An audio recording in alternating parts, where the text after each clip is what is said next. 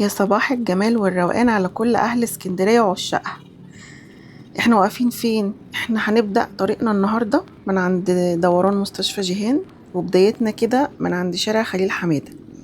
زي ما انتم شايفين كده الطريق رايق وفاضي والسيولة المرورية مفيش أحسن من كده.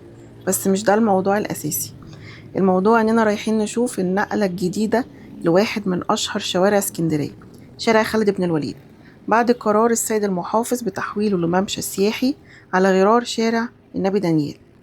خلينا نتكلم بصراحة، القرار ليه إيجابيات كتير. أولها إننا بنرجع لعروس البحر هيبتها وجمالها. الشارع هيتحول لمركز جذب سياحي وثقافي. فكرة الممشى بتدي حرية وأمان كامل للمشاة وللعائلات إنهم يتمشوا ويتسوقوا براحتهم من غير قلق من زحمة العربيات والتكدس اللي كان بيخنق الشارع زمان. ده غير إنه هينعش الحركة التجارية للمحلات بشكل أرقى وآمن. ولكن زي ما بنقول المزايا لازم نقول ونكون منصفين ونسمع صوت الناس. تحويل شارع حيوي وزي ده لممشى سياحي أكيد مسبب قلق وأضرار لبعض السكان هناك. مشكلة الركنات وتغيير مسارات المرور والدخول والخروج من بيوتهم، دي كلها تحديات بتواجه أهل المنطقة، اللي نتمنى إن المحافظة تلاقي لها بدايل وحلول سريعة عشان تكتمل الفرحة بالتطوير. ودلوقتي إحنا جوه الشارع نفسه، وبصراحة المنظر يفرح.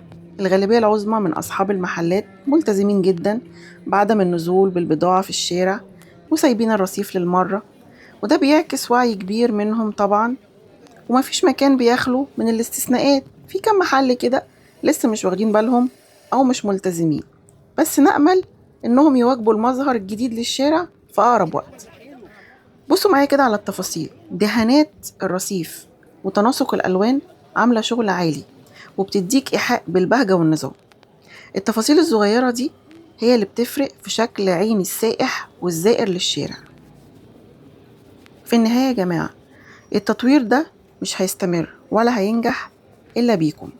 كلنا لازم نتعاون، سكان وأصحاب محلات وزوار، عشان نحافظ على المظهر الحضاري ده. الإسكندرية مش أي محافظة، دي مدينة سياحية بامتياز، وتستاهل مننا نكون دايما في أحسن صورة.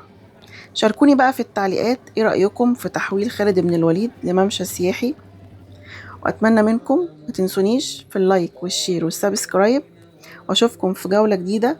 شكرا حبايبي، مع السلامة.